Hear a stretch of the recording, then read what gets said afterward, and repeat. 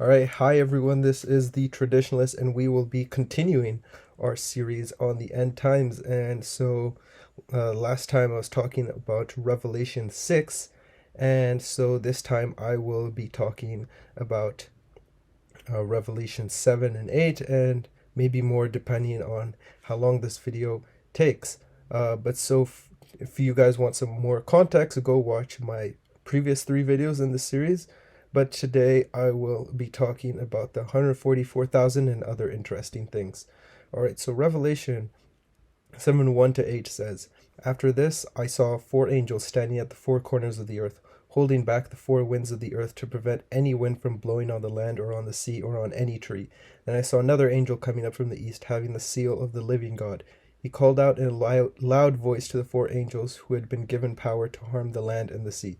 'Do not harm the land or the sea or the trees until we put a seal on the foreheads of the servants of our God.' Then I heard the number of those who were sealed, 144,000 from all the tribes of Israel. From the tribe of Judah, 12,000 were sealed. From the tribe of Reuben, 12,000. From the tribe of Gad, 12,000. From the tribe of Asher, 12,000. From the tribe of Naphtali, 12,000. From the tribe of Manasseh, 12,000. From the tribe of Simeon, 12,000. From the tribe of Levi, 12,000. From the tribe of Issachar, 12,000. From the tribe of Zebulun, 12,000. From the tribe of Joseph, 12,000. And from the tribe of Benjamin, 12,000. Now with that, I will give you a brief summary of Revelation 8 to 11. So in this basically John sees a bunch of trumpets being blown, and upon the sound of the first trumpet, hail and fire mingled with blood is thrown to earth, burning up a third of the trees on the planet and all green grass. With the sounding of the second trumpet, something described as a great mountain burning with fire plunges into the sea, turns a third of the oceans to blood. Soon after, a third of all sea life and a third of all ships will be destroyed. Some speculate this great mountain will be an asteroid cast from the heavens. This trumpet also symbolized the Romans' victory of the war, and was also an honor for all the blood that was shed.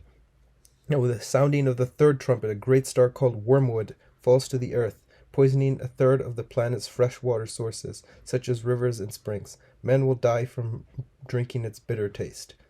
Following the sounding of the fourth trumpet, a third of the light that shines from the sun, moon, and stars becomes dark from the celestial bodies being struck. This catastrophe causes complete darkness for a third of the day, even through night hours. This is the final trumpet that sounds before the three woes, also known as the fifth, sixth, and seventh trumpets. The fifth trumpet is the first woe of the three. Before this trumpet sounds, an angel appears and warns, "Woe, woe, woe to those who dwell on the earth, because of the remaining blast of the trumpet of the three angels who are about to sound."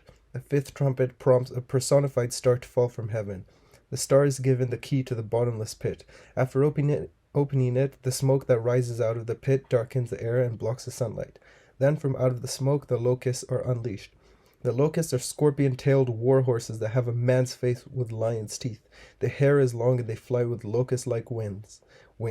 They are adorned with golden crowns and protected with iron breastplates.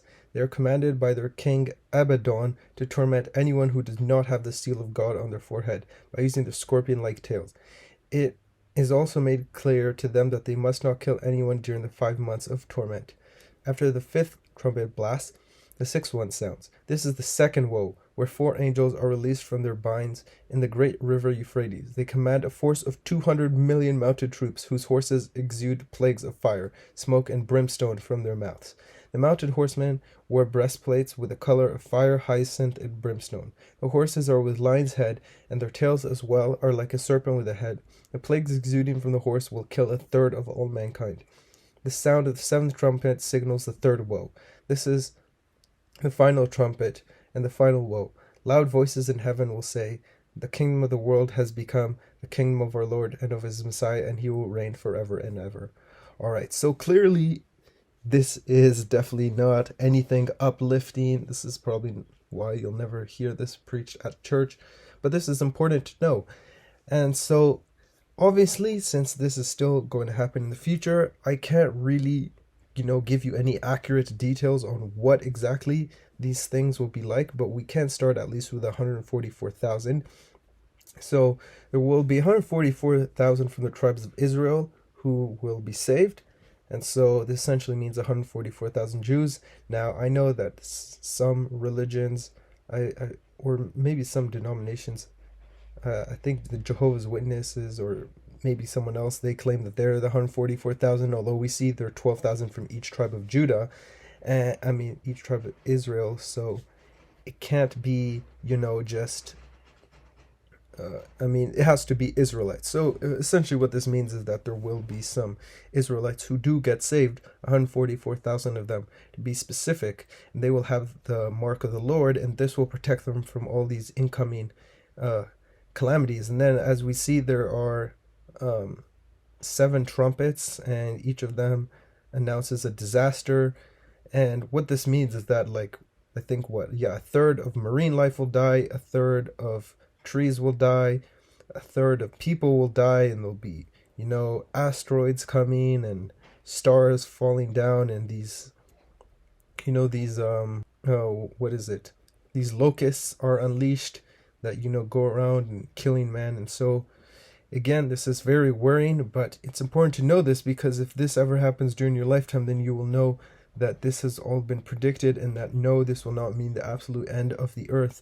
What this means is that there will be incoming disasters, and we need to be prepared for them in order, to know what's happening and to not panic and to trust in God. And so, although this is indeed quite strange, I think nevertheless you would have found it somewhat interesting.